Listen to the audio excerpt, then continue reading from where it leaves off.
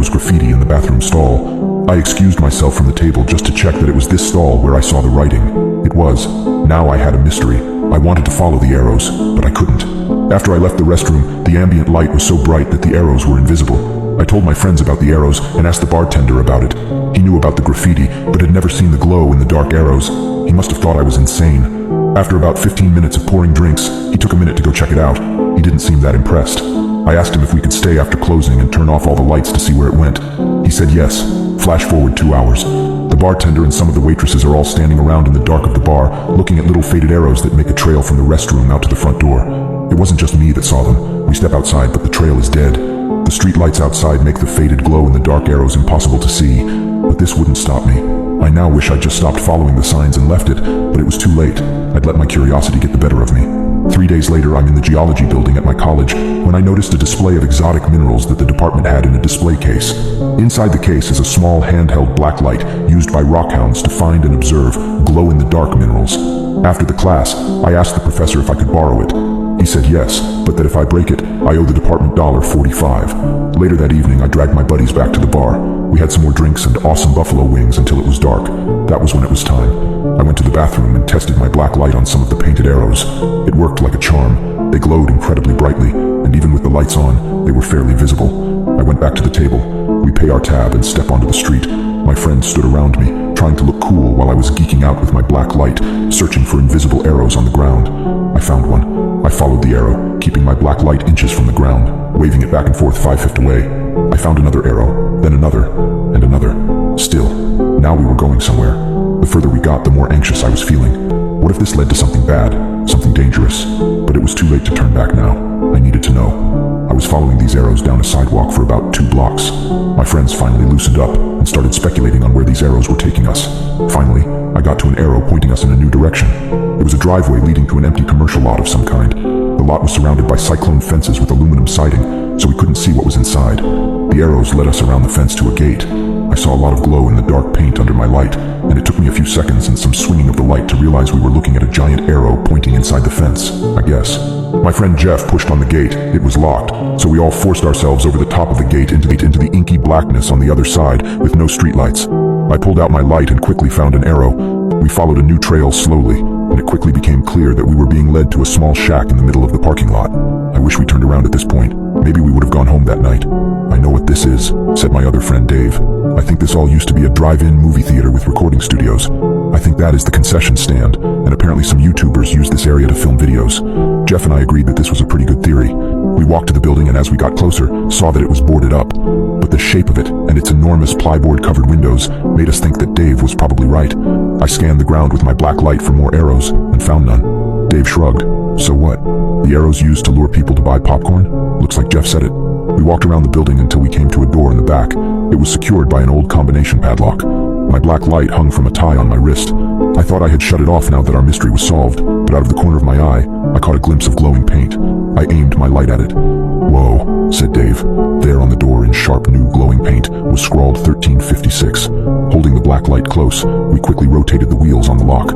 Jeff pulled it open and peeked inside. I can't see anything, he said. I looked inside the door, shining my black light. It was useless. I cursed myself for not bringing a real flashlight. A black light and a cell phone were not enough to explore in there. It's useless, I said as I pulled back from the door. Dave took his turn, peering in.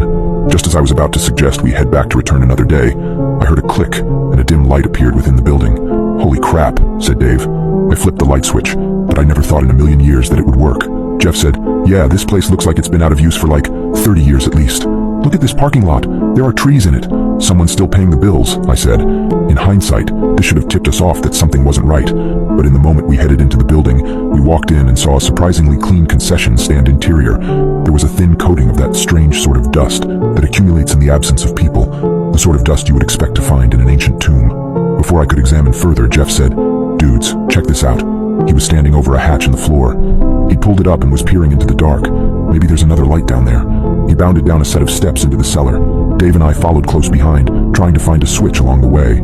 If I hadn't been in such a hurry to keep up with Jeff, I might have noticed that the black light I had dropped was illuminating some more glowing paint. And if I had noticed that, I might also have noticed that the paint made an arrow, was pointing directly towards this basement hatch, along with some sort of logo. And if I had noticed that, it might have given me pause. But I did not notice these things.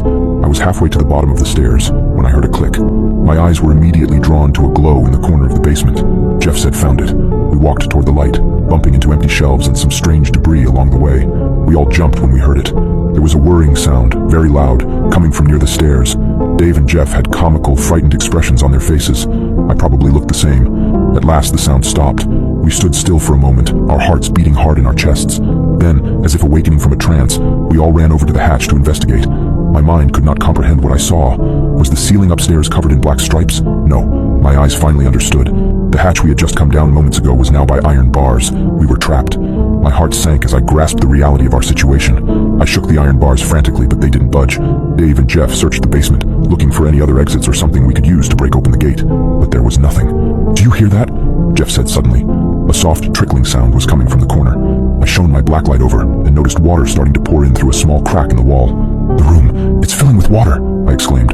We rushed over, but the force of the water was too strong to stop it. Within seconds, the stream had widened into a steady flow. "We need to break this wall down now!" Dave yelled. We frantically looked around for anything to smash against the bricks. Jeff grabbed one of the canvas sacks, now soaked with water, and hurled it at the wall with all his might. It hit with a wet thwack but barely made a dent. The icy water swirled around our feet now. I spotted a rusty pipe leaning against the shelves, and we took turns ramming it into the wall with no success. We were running out of time. The water had already risen to our knees. Desperate, we threw our bodies against the wall, clawing at the bricks until our fingers bled. But it was useless. The water reached our chests, and my heart raced as panic consumed me. The cold was unbearable, and I could feel my strength dwindling with every passing second. Just when hope seemed lost, we heard a faint sound, almost like a muffled scream from above. "Someone's up there," Dave yelled, hope returning to his eyes. I looked up and through the dim light, and there, through the bars of the hatch, I could make out the silhouette of a figure. It wasn't moving, just watching us. A glint of something metallic caught my eye. It was holding something. "We're down here, help us!" Jeff shouted, his voice echoing in the rapidly filling chamber. A wicked smile spread across their face, their eyes reflecting the terror they reveled in. "Thanks for entering my challenge. Now we just need to determine a winner." My heart sank. That was when I realized only one of us was going to be leaving here. I saw the man turn away from the iron bars and towards what looked like a camera. That's when I heard it. I trapped 3 of my subscribers in a room, and in 2 minutes it's going to be completely filled with water. I knew that voice from anywhere. It was Jimmy, Mr. Beast. We were his next victims. "Last to stop breathing wins $100,000. "Yay, Jimmy, let's go!" I heard being screamed across the room from Chris. We were in pure panic as we looked at each other, knowing there was no hope in escaping this pure, evil man. My 2 best friends, and only one of us, was going to survive. "Take a Feastables bar. It will make it easier," Jimmy shouted at us.